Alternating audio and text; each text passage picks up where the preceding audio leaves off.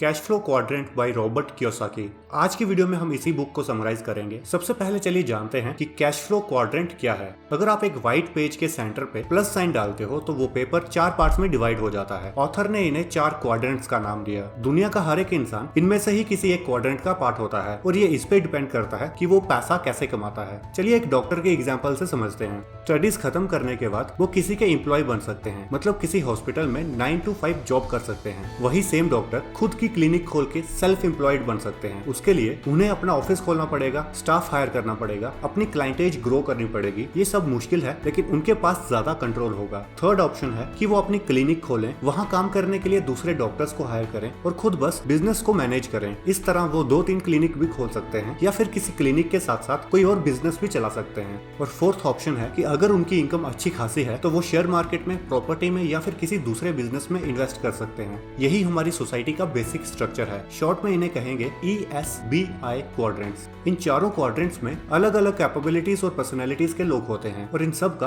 अपने काम के साथ और अपने पैसों के साथ अलग तरह का रिलेशन होता है। जैसे कि ई क्वाड्रेंट्स के लोग पूरी लाइफ किसी के एम्प्लॉय बन के निकाल देते हैं। इन लोगों को लाइफ में सिक्योरिटी चाहिए। ये लोग लाइफ में रिस्क लेना नहीं चाहते। इनको गवर्नमेंट जॉब मिल जाए बस, क्योंकि उससे ज्यादा सिक्योरिटी और कहाँ है। अगर गवर्नमेंट जॉब ना मिले तो अच्छी कंपनी में जॉब मिल जाए। इनको लाइफ में टेंशन नहीं लेनी। ये डिपेंड नहीं करता कि ये लोग कितनी अच्छी सैलरी ले रहे हैं, लेकिन हर एक इंसान जो दूसरे के लिए काम करता है वो इसी क्वाड्रेंट का पार्ट है। दूसरे हैं एस क्वाड्रेंट वाले लोग। ये लोग छोटे बिजनेस ओनर्स और सेल्फ एम्प्लॉयड लोग होते हैं। ये खुद के बॉस होते हैं, लेकिन ये लोग हर एक काम खुद ही करना चाहते हैं। इन्हें पता है कि जितनी मेहनत ये करेंगे उतना पैसा ही इन्हें मिलेगा। ये लोग दूसरों पे डिपेंड नहीं रहना चाहते और इंडिपेंडेंस इनके लिए बहुत ज्यादा मैटर करती है, लेकिन इनमें भी डर होता है अपनी इंडिपेंडेंस खो देने का। तीसरे हैं बी क्वाड्रेंट वाले लोग, बड़े बिजनेस ओनर्स। ये लोग एस क्वाड्रेंट वाले लोगों से बिल्कुल अलग होते हैं। इनका सबसे बड़ा टैलेंट होता है डेलीगेशन। ये लोग अपना काम करने के लिए स्मार्ट लोगों को हायर करते हैं। इनको दूसरों से काम निकालना अच्छे से आता है। एग्जाम्पल के लिए हेनरी फोर्ड को ले लीजिए। ना तो वो अच्छे मैकेनिकल इंजीनियर थे, ना ही वो फाइनेंस में माहिर थे, लेकिन उन्होंने ये काम करने के लिए दूसरों को हायर किया और एक मल्टीनेशनल बिजनेस खड़ा कर दिया।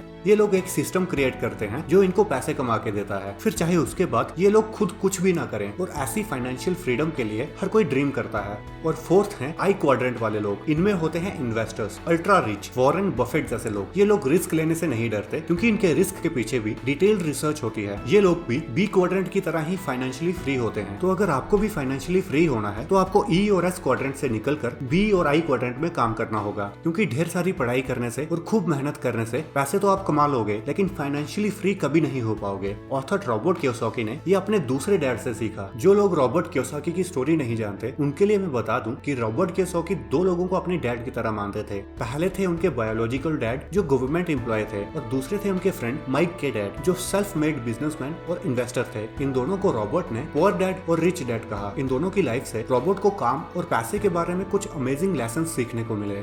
सोसाइटी की नजर में तो रॉबर्ट के बायोलॉजिकल डैड सक्सेसफुल थे, वेल एजुकेटेड और वेल रिस्पेक्टेड। उन्होंने बहुत अच्छे से पढ़ाई की थी और अच्छी गवर्नमेंट जॉब वो कर रहे थे, लेकिन फिर भी वो काम में बहुत बिजी रहते थे, हमेशा फैमिली से दूर। उनके पास खुद के लिए भी टाइम नहीं होता था। अच्छी खासी गवर्नमेंट जॉब होने पर भी उनके पास ज्यादा पैसे नहीं बचते थे, और इसका कारण ये था कि वो भी उसी झूठ को मानते थे जो बचपन से हमें सिखाया जाता है कि अगर आप मेहनत करोगे तो फाइनेंशियली फ्री हो जाओगे। उनको फाइनेंशियल एजुकेशन के बारे में पता भी नहीं था। और दूसरी तरफ रॉबर्ट के रिच डैड के पास टाइम और पैसा दोनों थे। ऑथर के रिच डैड के पास फॉर्मल एजुकेशन तो नहीं थी, लेकिन वो फाइनेंशियली एजुकेटेड थे। उन्होंने बचपन से ही सोच लिया था कि उन्हें ई और एस क्वाड्रेंट में नहीं रहना है। इसके लिए उन्होंने प्रॉपर्टी खरीदना स्टार्ट किया और इवेंचुअली एक होटल एम्पायर खड़ा कर दिया, जिसको चलाने के लिए मैनेजर्स को हायर किया। और अब उनके पास खुद के लिए और दूसरों के लिए काफी टाइम होता था और बिना कुछ किए ही पैसा उनको मिल जाता था। वो ऐसी लाइफ जीते थे जो काफी पढ़े लिखे मेहनत करने वाले लोग भी नहीं जी सकते थे। ऑथर का कहना है कि जहाँ ई और एस क्वाड्रेंट्स वाले लोग हार्डवर्क करते हैं, वहाँ बी और आई क्वाड्रेंट्स वाले लोग स्मार्ट वर्क करते हैं, और यही इनके बीच का फंडामेंटल डिफरेंस है। ई और एस क्वाड्रेंट वाले लोग खुद से दिन रात मेहनत करते हैं, ऑथर के बायोलॉजिकल पुअर डैड की तरह, और बी और आई क्वाड्रेंट वाले लोग स्मार्टली एक ऐसा सिस्टम क्रिएट करते हैं जिससे बिना ज्यादा मेहनत किए ही पैसिव इनकम उनको मिल सके। और आज की डेट में स्मार्ट वर्क करना बहुत ही इंपॉर्टेंट है, क्योंकि आज की डेट में अगर आप हार्ड वर्क करके गवर्नमेंट जॉब की तरह कोई सिक्योर जॉब पाना चाहते हो तो धीरे धीरे आपको समझ में आने लगेगा कि ये कितना डिफिकल्ट है। हम लोग जॉब्स के लिए गवर्नमेंट पे डिपेंड नहीं रह सकते, क्योंकि गवर्नमेंट के पास हर किसी को जॉब देने के लिए रिसोर्सेज नहीं है। हमारे देश में गवर्नमेंट भी प्राइवेटाइजेशन पे ज्यादा ध्यान देने लगी है, और कोविड पैंडेमिक में कितने लोगों ने प्राइवेट जॉब से हाथ धोया है इसका कोई डाटा ही नहीं है। ऐसे में अगर आप सोचो कि डिग्री करके लाइफ सेट हो जाएगी रहेगी तो आपसे ज्यादा गलत कोई हो ही नहीं सकता। दुनिया की बड़ी बड़ी कंपनीज स्मार्ट लोगों को हायर करना चाहती हैं, ना कि किसी डिग्री होल्डर को। इसीलिए अगर आप फाइनेंशियली फ्री होना चाहते हो तो आपको बी और आई क्वाड्रेंट में शिफ्ट होना पड़ेगा। ये कैसे करना है, चलिए आगे देखते हैं। अगर आप बिल गेट्स, वॉरेन बफेट जैसे अमीर लोगों की लाइफ को स्टडी करोगे तो आपको पता लगेगा कि उन्होंने अपनी लाइफ में एक ही तरह के पाथ को फॉलो किया। उन्होंने पहले अपना बिजनेस इस्टेब्लिश किया और फिर उस बिजनेस से होने वाली पैसिव इनकम को इन्वेस्ट करना स्टार्ट किया। अगर आपके पास एक लिमिटेड इनकम होगी तो आप इन्वेस्टमेंट भी सही से नहीं कर पाओगे। और बिजनेस से इन्वेस्टमेंट के पाथ को फॉलो करने का दूसरा रीजन ये है कि अगर आप अपना बिजनेस अच्छे से चला रहे हो तो आपको खुद ही समझ में आने लगेगा कि कौन से बिजनेस आपको बेटर रिटर्न्स दे सकते हैं और आप उनमें इन्वेस्ट कर सकते हो। अगर आपको बिजनेस के फंडामेंटल्स के बारे में पता ही नहीं होगा तो आपकी इन्वेस्टमेंट भी फेलियर ही होगी। काफी लोग ई और एस क्वाड्रेंट से सीधा ही आई क्वाड्रेंट में जंप कर देते हैं, लेकिन बिजनेस के बारे में कोई नॉलेज ना होने की वजह से वो बेकार की इन्वेस्टमेंट करते हैं और मार्केट में उनका पैसा डूब जाता है। और क्योंकि वो हार्डवर्क से कमाया हुआ लिमिटेड पैसा इन्वेस्ट करते हैं तो इससे उनके इन्वेस्टमेंट और भी ज्यादा रिस्की हो जाते हैं। लेकिन शायद आप कोई बड़ा बिजनेस एस्टेब्लिश नहीं करना चाहते लेकिन फिर भी इन्वेस्ट करना चाहते हो, तो इसके लिए आपको एटलीस्ट इतना तो पता होना चाहिए कि कितने टाइप के इन्वेस्टर्स इस दुनिया में हैं और आपको किस तरह का इन्वेस्टर बनना चाहिए। सबसे पहले आते हैं जीरो फाइनेंशियल इंटेलिजेंस वाले इन्वेस्टर, जिनके पास इन्वेस्ट करने को कुछ नहीं होता, लिमिटेड इनकम होती है, इनकम से ज्यादा डेट होता है। सैडली मैक्सिमम लोग इसी तरह के इन्वेस्टर्स होते हैं। ऐसे लोगों को इन्वेस्टर बनने से पहले अपने बेसिक फाइनेंसेस को बैलेंस करना सीखना चाहिए।